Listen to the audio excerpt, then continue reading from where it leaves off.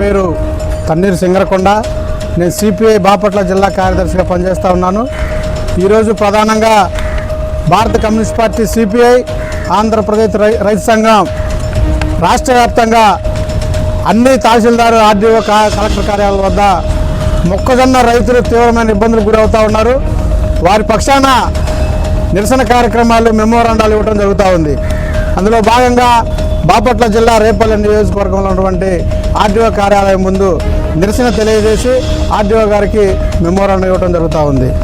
ప్రధానంగా మొక్కజొన్న రైతులు ఏదైతే కేంద్ర ప్రభుత్వం మద్దతు ధర 2400 రూపాయలు ఉన్నదో దాన్ని పక్కకు నెట్టేసి కేవలం 1600కి 1700కే దళారులందరూ కూడా కుమ్మక్కయ్యి సిండికేట్ అయ్యి రైతుల్ని 1600 1700కే మొక్కజొన్న కొనుగోలు చేశారు.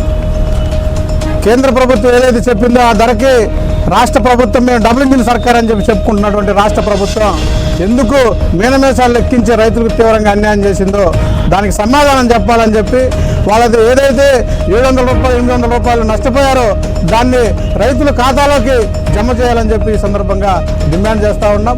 అదేవిధంగా రైతే రాజు, రైతే ఈ దేశానికి వెన్నెముక అని చెప్పి చెప్తా ఉన్నారు. కానీ ప్రకృతి ఒకవైపు విలయతాండం చేస్తే నష్టపోతూ ఉన్నారు. ములిగే నక్క మీద తాటికాయ పట్టలాగా ప్రతి ఒక్కరు ఎక్కడ దోసుకోవాలో అక్కడ ఎక్కడెక్కడ అవకాశం ఉంది అక్కడ దోసుకునే రకంగా రైతులు తీవ్రంగా దోసుకునే పరిస్థితి దళారులు చేస్తూ ఉన్నారు.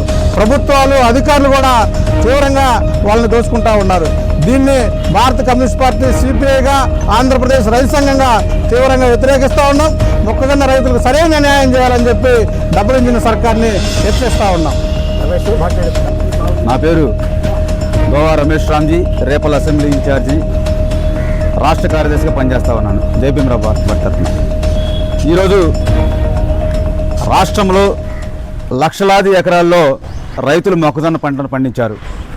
కేంద్ర ప్రభుత్వం ఏదైతే మొక్కజొన్న పంటకు గిట్టుబాటు ధరగా 2700కు క్వింటాల్ కొనుగోలు చేయాలని చెప్పిందో ఆ ప్రకటనని కేవలం పేపర్ ప్రకటనగానే పరిమితమైంది తప్పితే నిజంగా కష్టపడి ఆరుగాలం మొక్కజొన్న పండించిన రైతులకి ఈరోజు కూడా రాష్ట్ర ప్రభుత్వం మార్క్ఫెడ్ ద్వారా కానీ నాఫెడ్ ద్వారా కానీ కనీస మద్దతు ధరగా 2400కి కొనుగోలు చేయట్లేదన్నది రాష్ట్రంలో రైతులు కర్షకులు అందరూ అయినటువంటి నగ్న సత్యం. మరి ఇటీవల రాష్ట్ర ముఖ్యమంత్రి చంద్రబాబు నాయుడు గారు సూర్యపల్లి గ్రామంలో పర్యటించినప్పుడు మరి రైతు సంఘాలందరూ కూడా మరి వ్యవసాయ ఉత్పత్తులకి కనీస మద్దతు ధర ప్రకటించే విధంగా ముఖ్యమంత్రి గారు చర్యలు తీసుకోవాలని చెప్పేసి వారికి విజ్ఞప్తి చేశారు. మరి గౌరవ ముఖ్యమంత్రి వర్యులు కూడా 2400కు గిట్టుబాటు ధర వచ్చే విధంగా మొక్కజొన్న రైతులకి మేము కొనుగోలు చేస్తామని చెప్పేసి వారు ప్రకటన ఇచ్చారు. వ్యవసాయ ఉత్పత్తులన్నింటినీ కూడా గిట్టుబాటు ధర వచ్చే విధంగా మేము కృషి చేస్తామని చెప్పారు. కానీ ఈరోజు కూడా కేంద్ర ప్రభుత్వం ప్రకటించిన దానికి రాష్ట్ర ప్రభుత్వం మొక్కజొన్న కొనుగోలు కేంద్రాలను ఏర్పాటు చేసి మొక్కజొన్న ఈరోజు కూడా కొనుగోలు చేయకపోవడం చాలా బాధాకరం.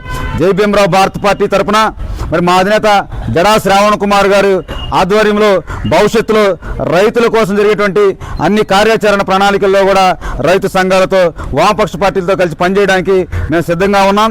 ఇప్పటికైనా రాష్ట్ర ప్రభుత్వం రైతులకు కనీస మద్దతు ధర పైన ఆలోచన చేయాలని, లేదంటే ఈ కూటమి ప్రభుత్వం రైతుల నుంచి కర్షకుల నుంచి శ్రామికుల నుంచి మూల్యం చెల్లించుకోక తప్పదని చెప్పేసి జైభీమరావు భారత్ పార్టీ తరఫున హెచ్చరిక చేస్తా ఉన్నాం.